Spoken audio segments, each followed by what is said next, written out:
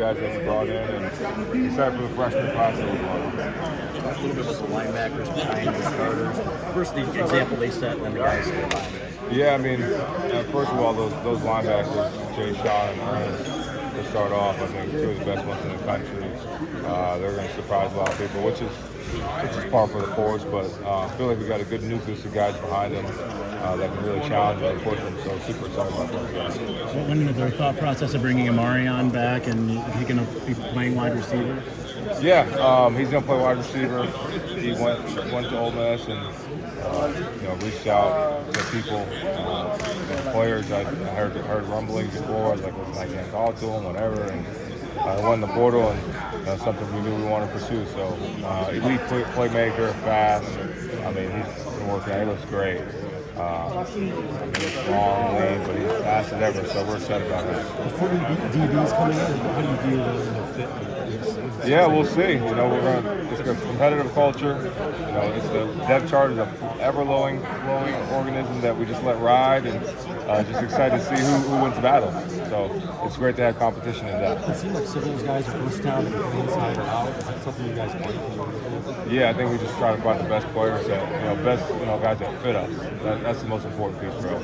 Mason and Kenneth together, just talk about having those guys in there and what a big difference that is. Yeah, I mean, obviously all the preseason hype, but we try not to, get wrapped up on that because that really doesn't mean anything to we get to the field. So we know those guys are going to get pushed by the guys behind them, but those guys are setting a high standard for what their play is going to be like. So super stoked for them.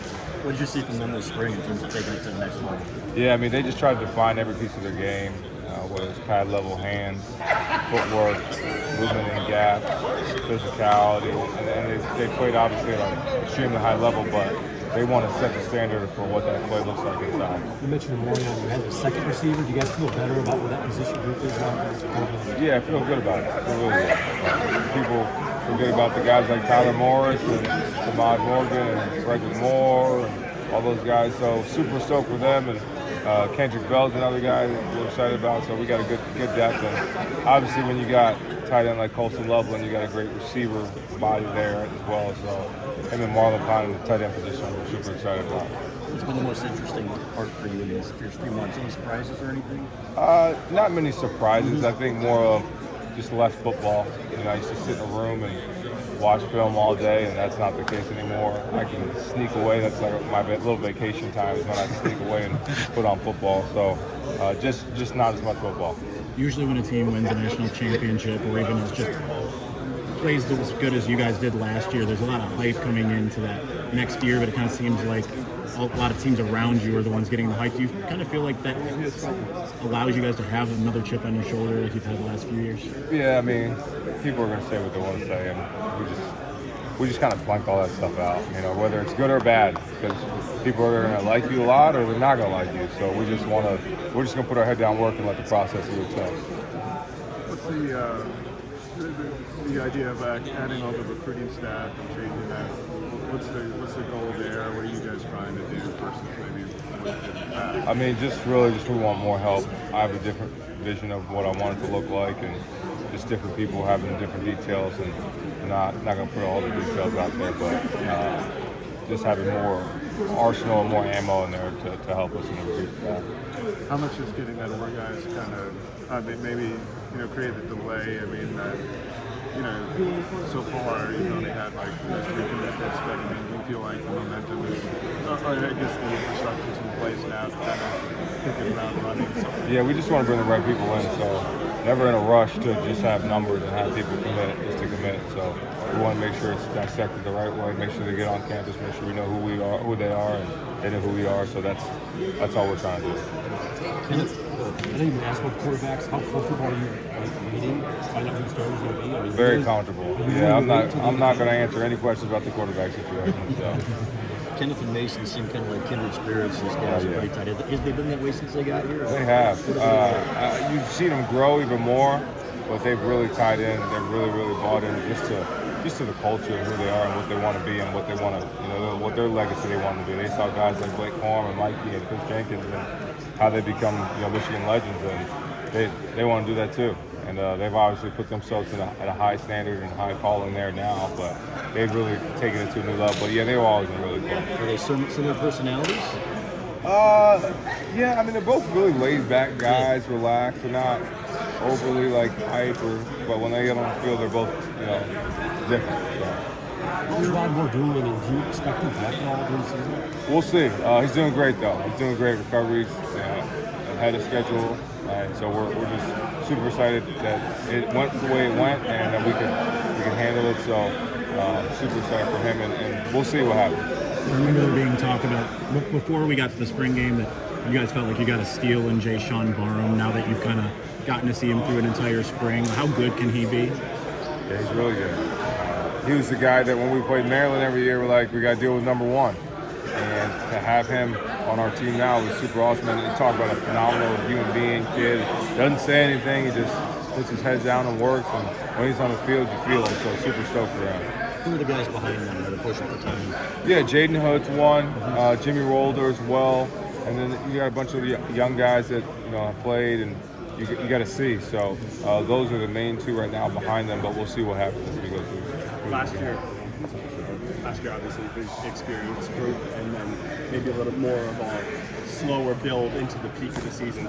Maybe a little more the opposite this year, not quite as much experience and a lot of fun. I wonder what are the similarities, the differences to just sort of how you ramp into the season that starts really? Yeah, I mean, I think every team's different. You go back to 21 when we were a younger team and we had less experience, and we were pretty good. So it's about the work we put in now. The guys are there working now, and I'm just happy for them because they're back in their home, or they've all been home. They've all got time with their families, got a little break, and now they're all ready to just get to work and put that forward. We know you guys say equal respect to all of your opponents. Is there knowing, and when you look ahead at the schedule this year, is there a little more there? I mean, defending a couple of teams that are in the playoff, big Rams. We know we got a great schedule, but we're not going to look ahead and make one bigger. They're all as equal value. So we know the standard of the team we have to beat down south, and we always express that and work for that. But every team every game is a big game, so we're going to treat everything like that. When you're replacing the entire offensive line, how much is mobility an advantage for a quarterback, I guess, when you're trying to kind of integrate an entire? I mean, we just want the best quarterback. It doesn't matter if it's mobile or not. We're always want a mobile quarterback, but we want the best quarterback, so that part's not. We just want the best guy at the position. How's Jyaire progressing? Yeah, great. He's throwing, he's full speed, and he's rolling, so he looked good. Saw him a couple of days, just peeking out my office, saw him throwing a little bit, and he's up to speed, and he's ready to go. Can you speak to the decision to promote Kirk Campbell just to see if you saw any ways? Yeah, I mean, the past 2 years, obviously calling plays. Kirk was right there with me as an analyst my first year, and then my second year as a quarterback coach. And he's in my mind, and he thinks like me. He's very creative, very innovative, extremely knowledgeable about the game, run and pass. So, and he's a guy I feel like I can trust to run that offense and run the staff and be the head coach of the offense. So super excited, and he works his tail off. I mean, we won the national championship, and Kirk Campbell's in there yelling at the screen the day after because somebody's route depth wasn't right. I said, Kirk, go home. We just won the natty, bro. So that's the type of guy you want. I'm sorry if you've been asked this, but I'm with the Detroit News. Hi. But with Mangham coming to Michigan, College being Michigan State, kind of the swap of players, obviously college football is built on the back of rivalries. Do you think kind of the transfer portal is going to change that, or how does that impact? Because obviously both the players caught flack from respective teammates. Yeah, and I heard about it. I didn't see any of that because I don't really read the Twitter sphere and the internet and all that. So, but we're happy we got Jaden. He's a really good player. He's an all Big Ten player, so super stoked for him. And excited for Samaj. He got an opportunity he felt like he wanted. So good for him and all the blessings for him. But I think the rivalries are still alive, and there's respect in all of them, but they're still alive.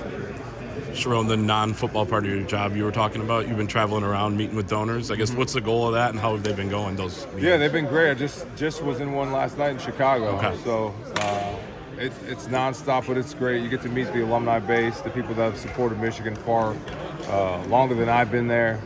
So it's just cool for me to meet a lot of those guys and women that have supported the university. And my main message is like everything for the players. Not concerned about me, not concerned about anything for me. Just as long as we support our players and everything that they need, I'll be happy. Is there good momentum there, given the national championship and everything? Oh, yeah. Jim is obviously a big proponent of revenue sharing. How do you feel about the potential that's coming Yeah, out? feel great about it. I always agreed with him when he initially brought it up, and it should have happened a while ago. So we're super happy that it's going to happen. There's obviously a plan. You have to a process of going through. It's got to go through courts and go through different things. So, but we're stoked for it. We know about the first four on the defensive line. What do you like behind them? Yeah, I mean, you just got really good depth. You got some younger guys, but then you guys that have played, just haven't had that breakout.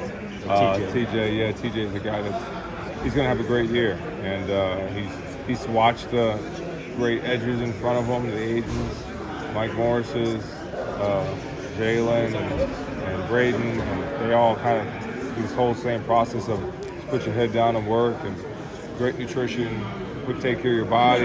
You see them every day stretching, doing yoga, doing different things to make sure their body and then their mind is right. He's followed the same thing, so super ready for him to break out and have a great one. He had a great spring. There's times where like, man, this dude's he's just wrecking practice sometimes. So it's cool to see a kid like that who you've seen watch and grow and mature in the process. Who are some of the other young guys on the tackling edge? Yeah, Eno Etta is a dude that's been really good. Trey Pierce has been really good. Amal Kumba, he's a guy that really just started playing football, but he's going to be really good. And then some of these freshmen, I don't know if they're going to be playing or not, but a guy like Dom Nichols who's come in and he's had a really good spring. And, I'm excited to see the guys that just came in like Devin Baxter and Lugard and watch those guys, but those guys have done a really good job. You're kind of in a unique situation with Michigan, obviously coming off of the national championship and you coming in, and I know you were with the team before, but how is it different stepping into a head coaching role with a team that is coming off of that, with all the pressure and expectations, versus like going somewhere else and being a new, like year one head coach, kind of like Jonathan Spence? Yeah, I mean, for me, I never really want anything but to be in a situation that challenges you. And for us, it's just another chip on our shoulder because people are just going to say what they're going to say about the schedule and this and that, and we just block out the noise and go to work. So I'm just happy because I'm at Michigan, and I love this place. I love the people. I love the alumni. I love the students, and most importantly, I love our players like they're my kids. So I'm just happy that I can lead this program. Do you welcome a difficult schedule? I mean, the non-conference is a little different, tough than it's been previously. Yeah, I mean, love it, need it, want it. We want competition, and it just makes you better. So that's all we want. Is Aamir Hall another Josh Wallace type, do you think? Yeah, you know what? It's funny you say that. His personality is just like Josh. It's like just a very humble, great kid. The first thing he said when I talked to him was, "Coach, I just want to help you win another championship." And when you have kids like that come in the building, it means a lot. So he gets it. He's a great human being, great family. So super stoked and ready for him to impact our team. What does Wesley Walker bring to the table? Yeah, experience, physical. Dude loves to tackle and hit. Really good cover guy. I think he hasn't let up a touchdown in his career there. So he's just a dude, and then he's a leader. Like you can tell he's a leader. You go back and look him up. Like all the media days, he was there. Anytime they had media with the players, he was doing it. So that's a pretty cool thing that somebody else was doing that. So that's what we try to bring to the program, guys like that. You said you were at that donor event in Chicago, but over Memorial Day weekend, were you able, during the dead period, to just take the breath, relax? Yeah, I got to hang out a little bit. Got a pool backyard and hot tub now, so I got to sit back there and swim with my 4-year-old and my 1-year-old, just splashed around, family. So it was great. Had a little food, watched Moana. Saw Moana Part 2 is coming out in November, so all the kids, there's a plug for you there, but that was good. It was good. It was really good. Really? I just like Disney stuff. It's a great one. It's good. How much is the portal Thanks, man. when you're going into the portal? Is it getting instant impact versus also even now sometimes getting a guy for 2-3 years down the line? I mean, just best player, but best fit. So whoever the best fit is and best player for our culture and who we are, that's what we're going to bring in. Is that the same approach for OV season the next? Can you just Absolutely. Yeah. Yeah. Your mentality. Yeah, same thing. I mean, just we're going to find the best players that we can to fill the spots that we need, and guys that fit our program that are continuing to stay aligned in what we do.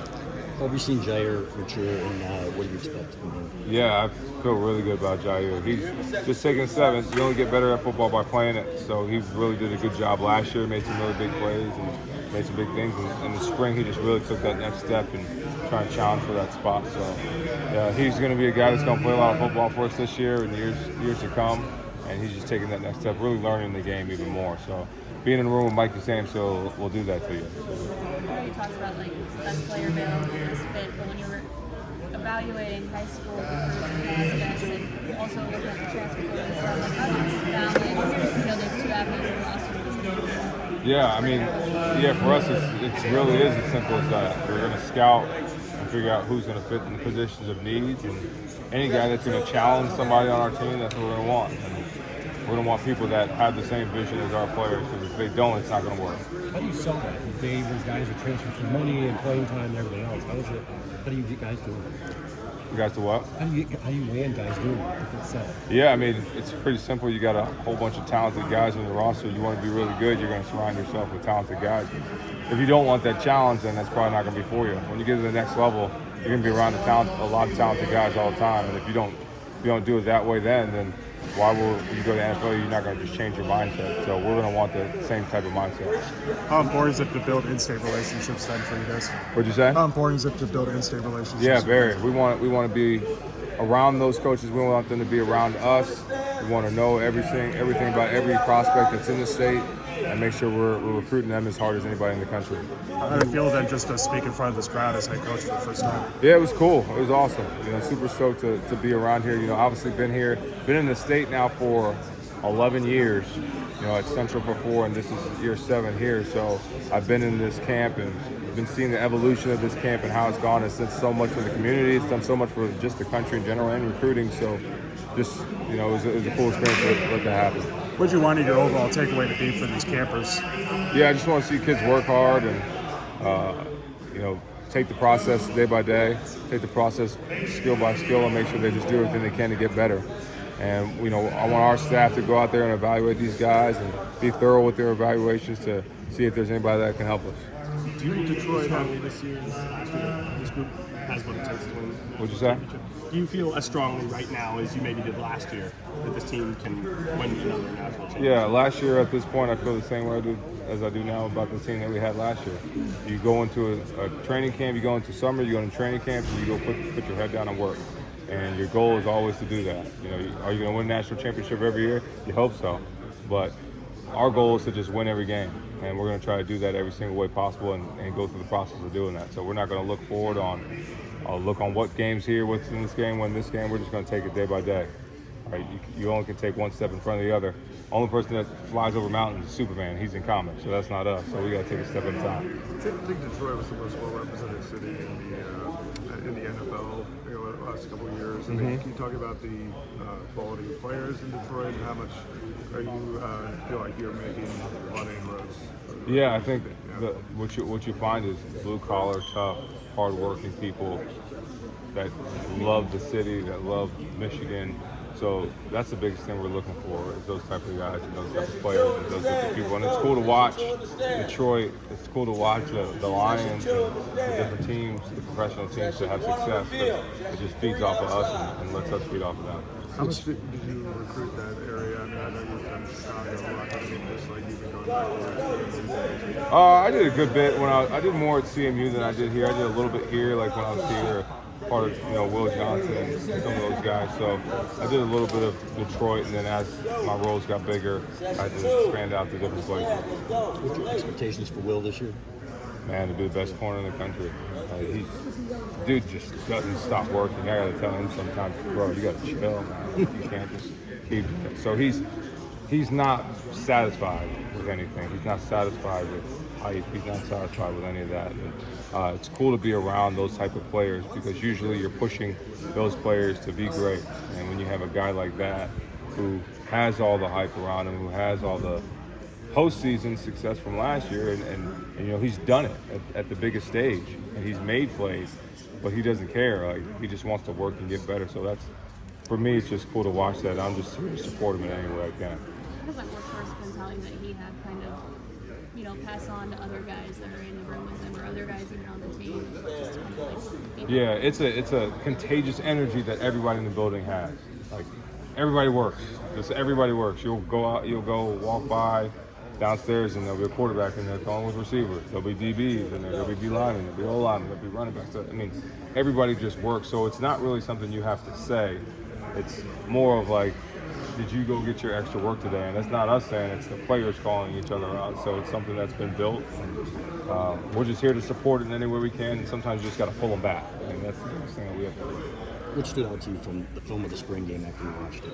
Yeah, it was awesome. It was, it was cool to watch our players in a game-like simulations situation. So we've done a lot of like, situational stuff, and when we scrimmage, we get physical and we hit, we tackle. So that's what you want to see. You want to see that. You want to see people hit. You want to see people run the ball, catch the ball, and tackle. So it was good to see that, and just super stoked for the next step. When you're weighing position battles, where do you compare the game compared to the rest of the spring? I mean, the game, it's just limited snaps. I mean, there's some position battles that we definitely had that we looked at like, okay, well, this guy took a little bit step forward, this guy took a little step forward, but you got fall camp. Fall camp's a whole different animal. So there's no position battles that are done right now. I mean, position battles like last year in the O-line, every guy's changing during game weeks. So everybody's competing all the time. So you can't keep anybody comfortable.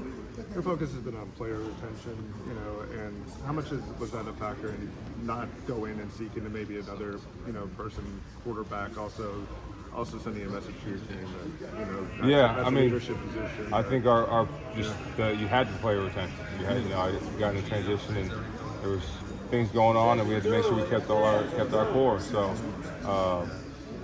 for us, we just felt like we're in a good situation in every position to go compete.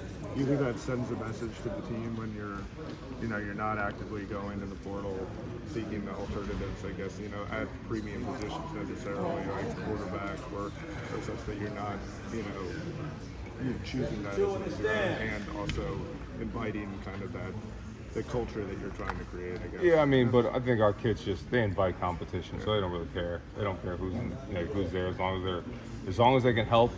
That's all they want. They don't care who it is. They just want people that are going to be able to help us to win, and regardless of who the name is, who the person is, they don't really care. So just kind of the viewpointer approach of this month with, the non-early enrollees should be coming to campus. Yeah. Summer workouts, I'm sure. Yep. Very much started. Yeah, so it started. Their freshmen are doing their baseline evaluations where we test everything that you can think of. The older guys have started working out yesterday, and they're getting after it. I was there this morning. They're already. It's not much I have to say. It's just me watching, observing, and smiling. I'm just watching them push each other, and the hard work already getting done. So, yeah, that's where they're at. They're working out right now. They'll do football stuff, lifting. They'll meet on their own and do different things. So they're in the process of getting better right now. Is Gio healed up, and your thoughts on the offensive line? Yeah, he's good. He's good. He's doing really good. So excited for Gio, and the line should be good. Obviously we lost guys, but years before we lost guys, so that's going to happen. Trevor and Zinner couldn't play there for 10 years, so even though they probably wish they could. But we feel really good about the guys that we got in the little battles within each group. But the mindset, the foundation of who we are and what that group is in that room. So just ready to see what the next guys do. Is Priebe okay? I saw you that nasty cut. Yeah, he got a great cut. It was awesome. It was so cool. How did it happen? I think it was going against Mason Graham, and pass pro, helmet, fire. So the cool thing about that thing, he got that big slit in his mouth, and he kept playing. And he kept playing, was bleeding like all over the place, and we're like, whoa, Priebe, you're bleeding. He's like, huh? And then he just kept playing. So 2 minutes. I was just like, what? So, and then he came out, and then we had to get stitches. But yeah, that's how practice is sometimes. Sometimes you get a busted lip and you got to get stitches. So. Gentry and Crippen, can you just talk about how those guys did this spring? Yeah, Crippen was really good. I saw him take a step really mentally. That's really where he needed to do, because physically he could do it. So mentally, just calming his mind down. He's really good at that. And then Gentry is really good too. And we played him in multiple spots. So obviously we play guys in different spots. We don't want to harpoon ourselves and put ourselves just in, hey, you got to play here, you got to play here. So move those guys around, and it was really good for him. And all those guys got valuable experience last year because a lot of games, I mean, they played 9 games last year. So they all played in games and big-time games. So ready for them to take the next step. Nick Saban said that you guys were the best coach O-line in the country. What did that mean to you, and what's your confidence in Grant to kind of keep that going? Yeah, I didn't even know that. Okay. He said it during cool. the draft, yeah. Okay, that's cool. I saw something about like JJ, and I didn't even hear that comment, but that's an awesome statement from one of probably arguably the best college coach in college history. So, and I've had the chance to talk to him about a couple times just about head coach life and things like that. So it means a lot. It means a lot to me. It means a lot to the players. But ultimately to me, it's what the players did. So they were phenomenal and excited for the rest of these guys to pick up the next slide. How ready is Grant to keep that going now that you're in your new role? He's ready. That dude's he's a beast. Yeah. I mean, he'll be a head coach in about a couple of years too. Okay. So he's a phenomenal for a guy that's his age. He's way out of his age from a mental standpoint, from what he knows, his maturity, how he handles everything. He's a superstar in this business, so he's more than ready. Absolutely. Sure. It's been more than 100 days since you took over. I mean, what have you learned? Like, how would you reflect on, I guess, this period and to kind of transition into the head coach role? It's been fun. It's been outstanding. It's been awesome. Wouldn't take any moment away. You learn from everything, and I'm embracing every day. Like, just never take a day for granted. So I go into Schembecker Hall every single day, and it's the best day ever. That's my mindset.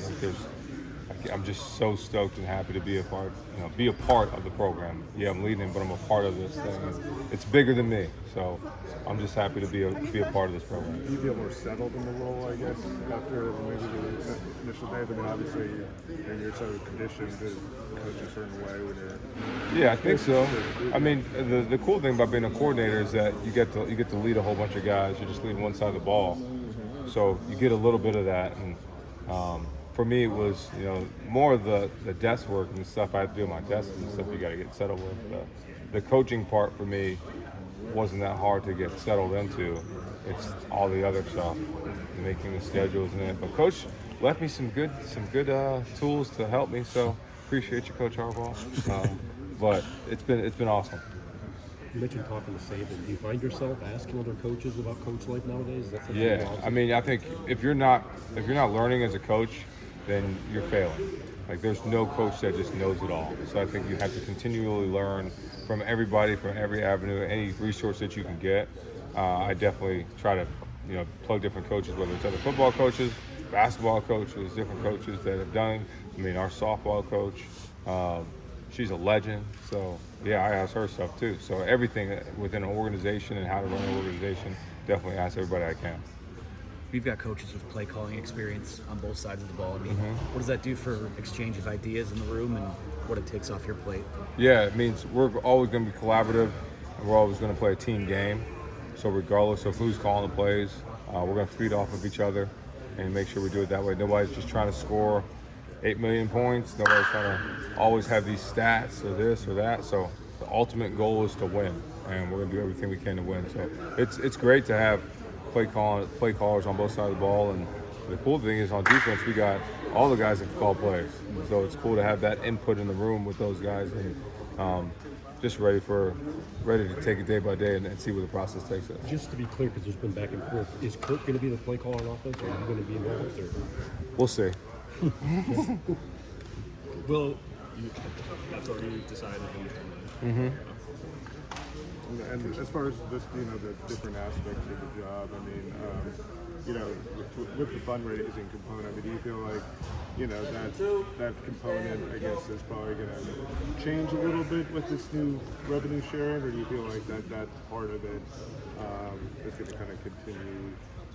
Yeah, I think you're going to have to fundraise for the university still, but yeah, you're going to have to fundraise for the NIL piece or whatever that is, and I think there's still going to be a part of that with revenue sharing. Now, you hope at some point that it's not, but I don't know if that'll ever happen, but we don't know. We'll see. So there's not really we have to pass it again to Congress of what it's going to be and what it's going to look like, and then from there, every university has to make a plan of how they're going to do it and how they're going to allocate everything. So we'll see what happens with all that, but you're always going to have to fundraise in some form or fashion. Do you see it as an advantage for you since you're, a new coach entering this new period as opposed to somebody who may be, stuck in the old system, been around the block for a while, maybe not, may not even have the energy to do this? Well, I think if they're coaching still, they're going to adapt because they know if they don't, they're going to have a problem. And if they don't want to adapt, they're going to hire somebody that can help them adapt. So regardless, everybody's going to be able to adjust to this time period. Has the Tennessee Injunction changed the way that you recruit reps? Not really. We've seen what happens, but we're going to still try to commit ourselves to doing it a certain way. Obviously, you have to adjust and have a plan, which we have, and doing different things to adjust our plan and our tactics, but not going down the road of other schools and other ways to do it. Awesome. Appreciate